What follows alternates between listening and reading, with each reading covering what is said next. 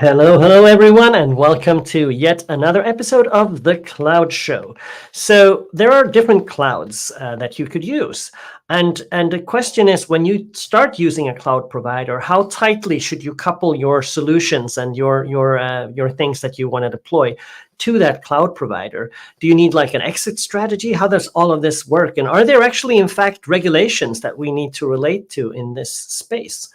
I'm going to talk to an expert about this today from Factor 10. It's Daniel Raniz. Welcome to the Cloud Show.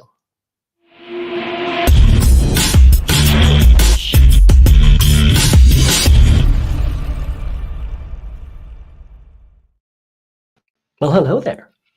Hello. Very welcome to the show, Daniel. Thank you. It's a pleasure being here. Absolutely a pleasure to have you. And so, for the record, Daniel is from Sweden, so we could have done this in Swedish, but the audience would have been so much less, right? It's like Yeah, we want to reach a broad audience, right? That's right. We do. This is an important topic, so there's actually really good reason for that. But before we dive into the topic of today, why don't you tell the audience just a little bit about yourself and Factor 10? Well, so my name is Raniz, or it's Daniel, but everyone calls me Raniz. I've been a software developer for 18 years, I think we're drawing up on. I've been working with cloud, mostly AWS before, but lately I've been working with a bunch of the bigger clouds and some minor ones. I started working with AWS in 2008, actually. Wow. I think that's pretty early. That's early. That's around the same time I started working with Azure. So Yeah. I've been I spent a lot of time with a startup in Malmö, and then I decided I want to go become a consultant again, and I ended up with Factor 10. Mm-hmm. So we're a small consultancy based in Sweden. We're only 8 people. We are on the high end of the seniority scale. I think the word senior developer has lost its meaning, so I don't really know what we should call ourselves. We call ourselves coding architects, just because. But you're really good people. I know some of you guys, and yep. Yeah, you do. Yeah. We typically help out with difficult software problems, which is what I think we were going to talk about today, actually. That's exactly right, and so to essentially pivot into that, thank you for the segue. I appreciate it. The fact that we start using a cloud provider, right? We buy into this cloud paradigm. Let's use the cloud. That's awesome, and then we kind of get intricated with using the services and the things of that cloud provider. And what we want to talk about is if there are any issues with that approach, or what should you do? How close to your cloud provider should you actually really be? There's a lot to unpack there. Yeah, there is, and I think let's start with, you mentioned regulations and the intro, the setup, and I think we should start there, because there is a European regulation. So it only applies to European companies, and it only applies to European financial institutions that provide financial or societal functions that are important to society or economics. Yep. It's called the Digital Operations Resilience Act. There's a lot of stuff in there. Yeah. But some of the, I think, most interesting things, at least for what I work with, is the fact that it requires you to have control and to have the agreements in place and the control over your infrastructure, even if you buy those services from a third-party provider. So right. You need to have, it's on you to make sure that your provider follows the correct regulations and that you have resilience built in. Because obviously the EU doesn't want your banks to go down, essentially. Right. They should be working regardless, right? And it's your responsibility running financial services. You have to live up to this.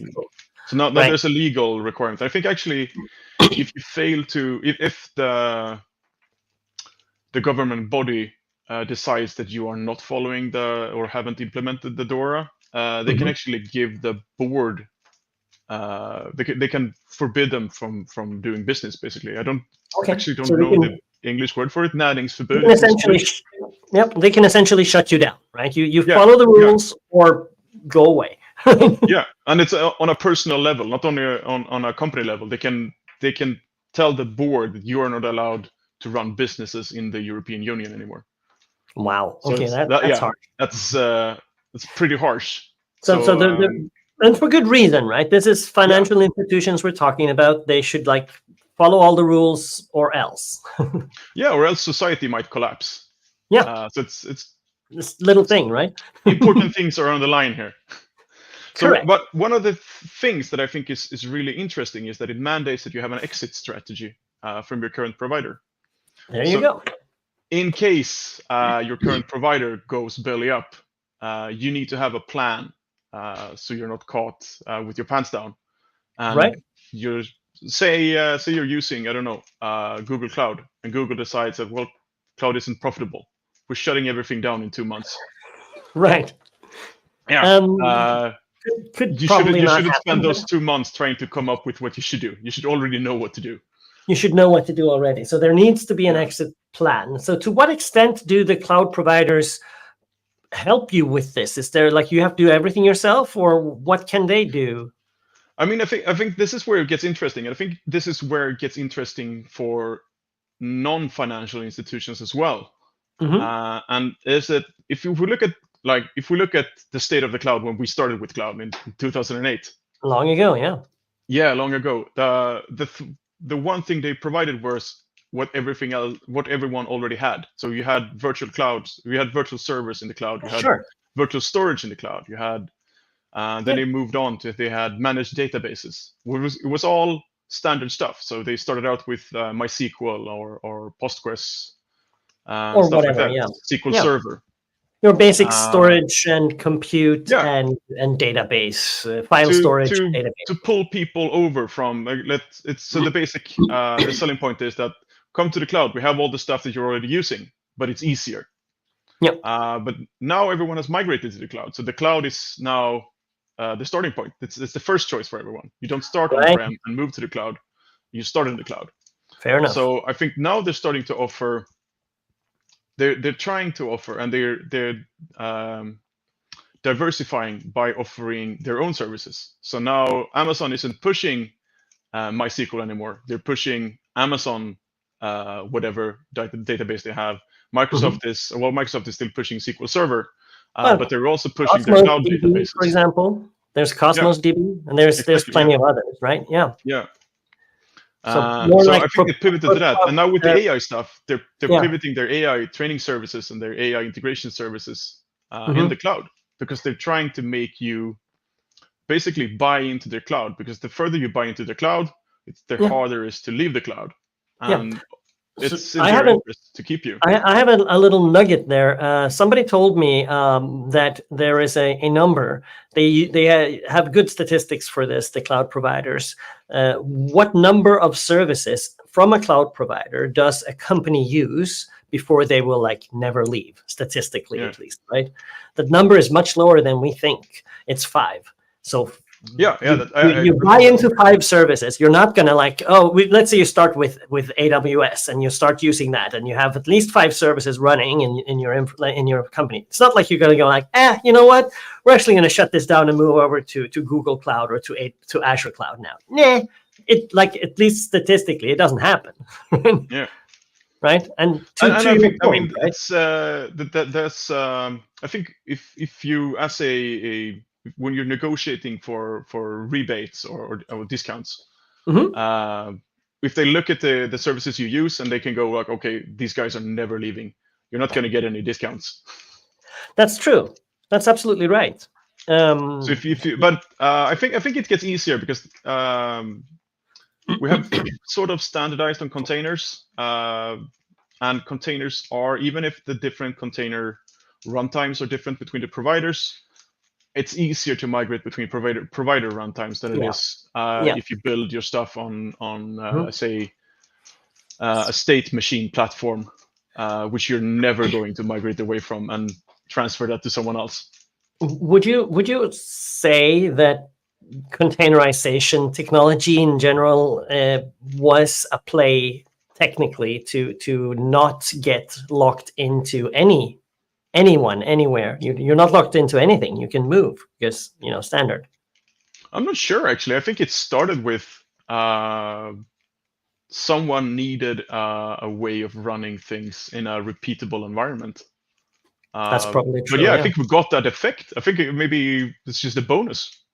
That's a bonus. Okay, cool. Yeah. So technically, again, let's go a little closer on the thing that you need to do. You say you need to have an exit strategy. All right. Yeah, you need to have a plan. You need to make sure that you, within reasonable time, and I don't think the DORA actually specifies the time frame, but you need to have a plan of, okay, if my provider, for whatever reason, can't provide our services, we are going to do this to get our stuff up and going somewhere else.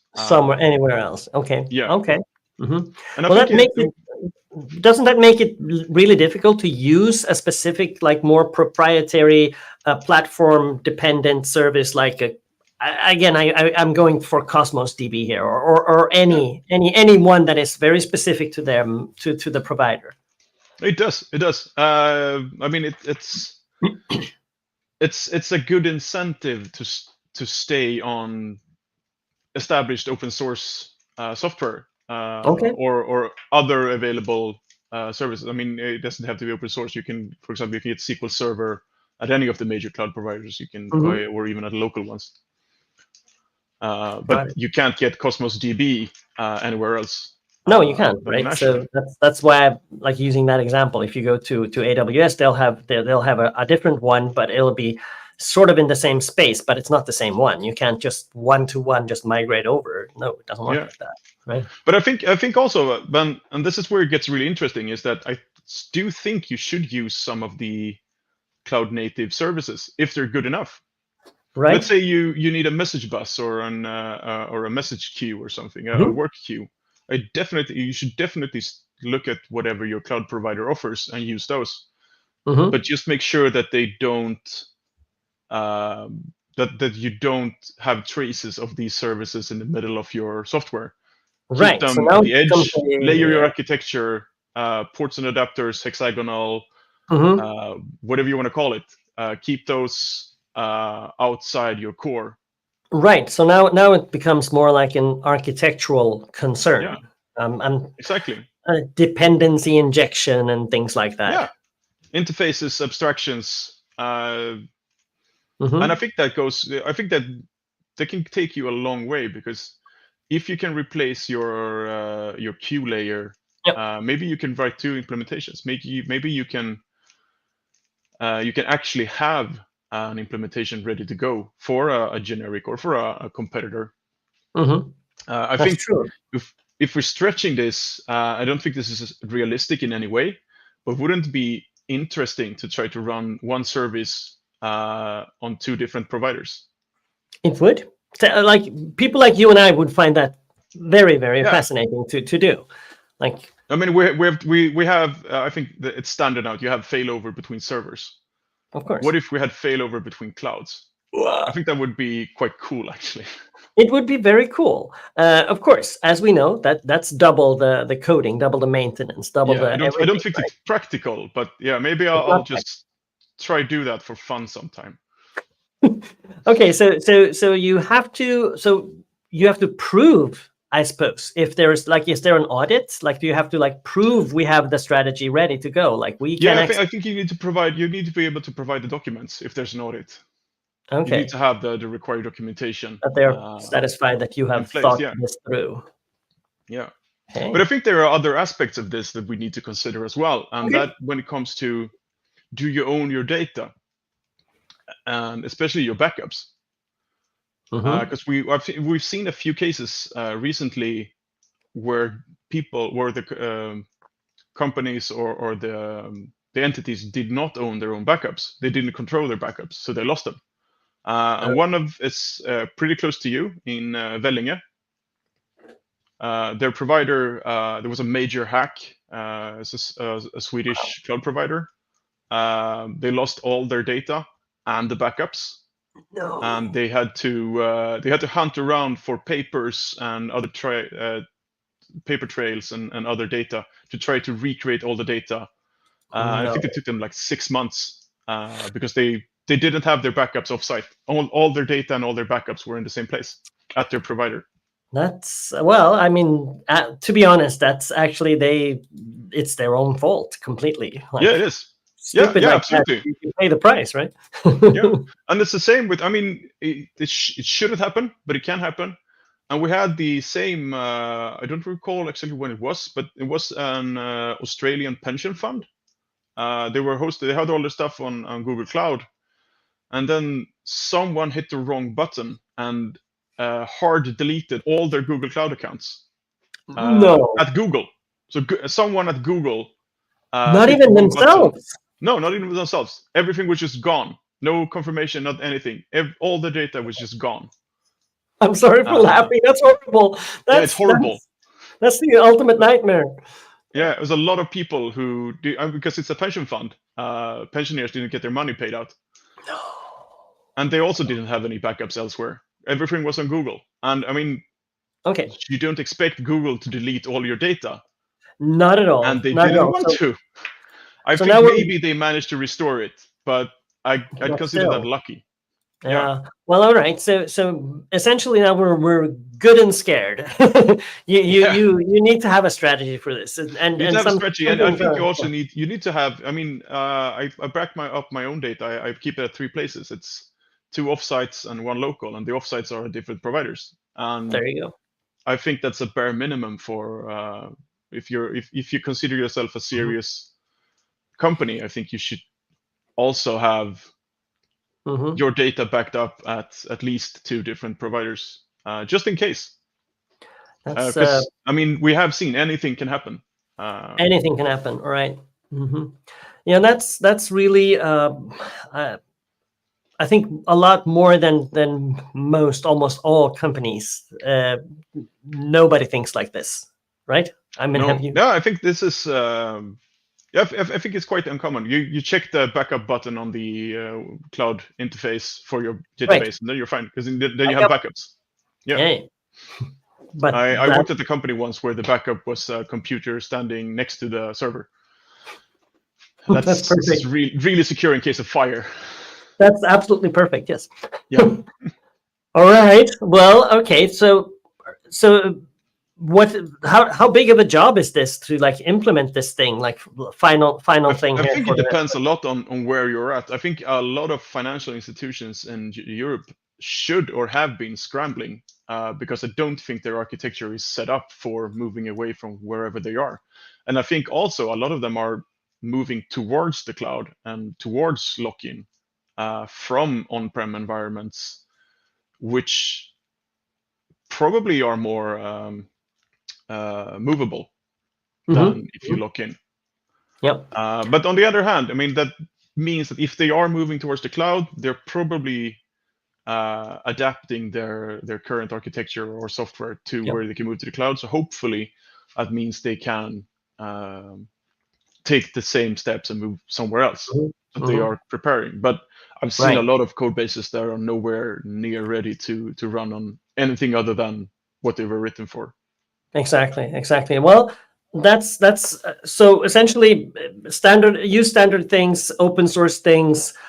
Make sure your architecture has the providers with interfaces, and that's sort of an implementation. Then technically you might be in a shape for a move. I think so. If you keep your architecture clean and separations of concerns and layering and all that, I think you're in a good spot.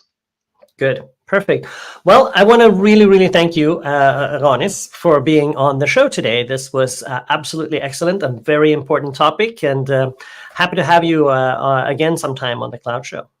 Yeah, I'll be happy to return. It was a pleasure. Thank you. And audience, we'll see you next time on the Cloud Show.